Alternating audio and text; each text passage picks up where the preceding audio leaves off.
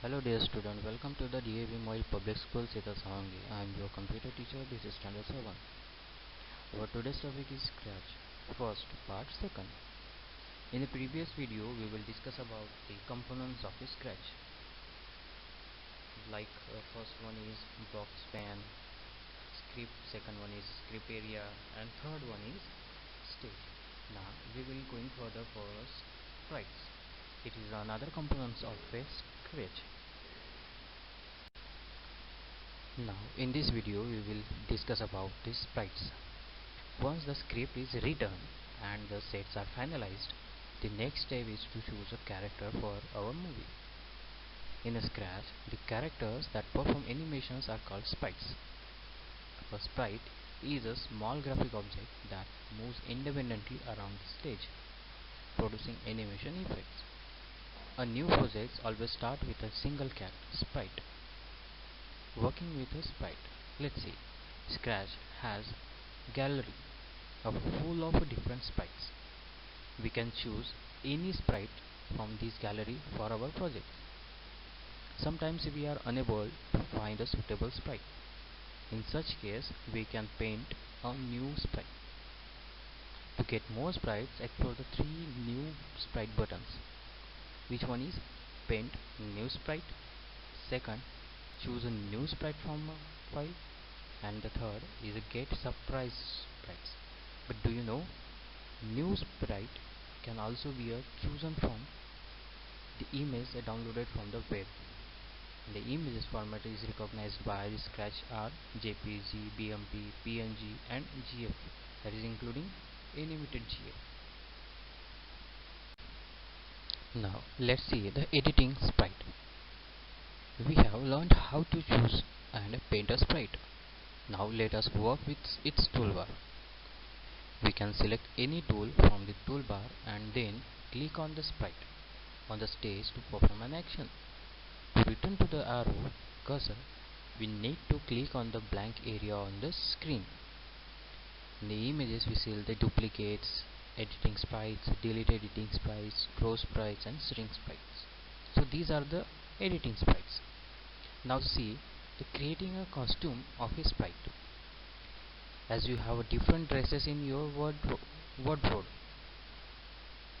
a sprite can also have a different dresses in a Scratch. It is called a costume. A costume is an alternate appearance of a sprite. To create a costume, click on the costume tabs. There are 3 ways to create and edit a new costume. These are paint, import and camera. This paints opens the paint editor, and for import imports the sprite from the inbuilt costumes gallery or any saved images from the computer. And the third is camera. Open a webcam to take a picture for a new costumes. Now let's see current sprite info. Next step is creating an animated movie is to give names to the character, their positions on the sets, design, etc. in Scratch. All these things are done through current sprite info pane. The current sprite info shows following below. The sprite's name. Here we can type in a new name for the sprite. There is an X and Y positions. It shows the exact position of the sprite on the stage. The direction, it indicates the direction in which the sprites will move. The blue lines on the sprite's thumbnail shows sprite directions. We can drag these lines to change the sprite's directions, which may be 0 as it is up, 90 equals to right, 180 equals to down, and then minus 90 equals to left. And the lock state. Click lock to change the sprite lock state, and unlocked sprite can be dragged in the presentation mode. And the rotation style. The buttons controls the appearance of the costumes as the sprite changes its directions.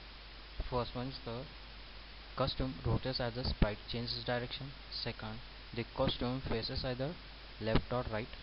And the third, the costume never rotates. even if the sprite changes its direction.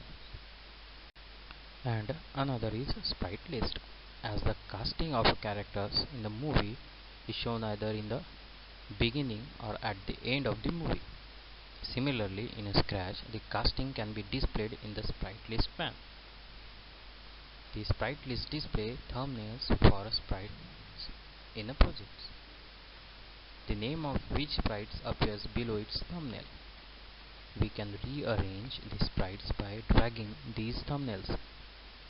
If we right click on the thumbnails of a sprite, the following list of menu option is displayed. First one is show, second export the sprites, third duplicates, and fourth delete. Then shows displays a sprite that is off the stage or hidden, or press shift plus click on the sprite's thumbnail.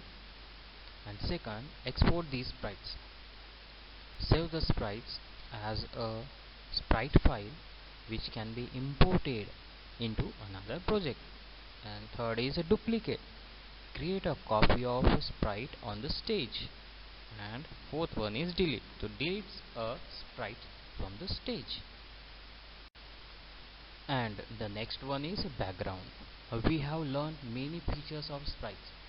All these features, when worked on a plain and white background of the stage area, looks very boring. We can make the background of the stage area colorful and attractive. Just as a sprite can change its appearance by switching costumes, the stage can also change its appearance by switching backgrounds as shown in above picture.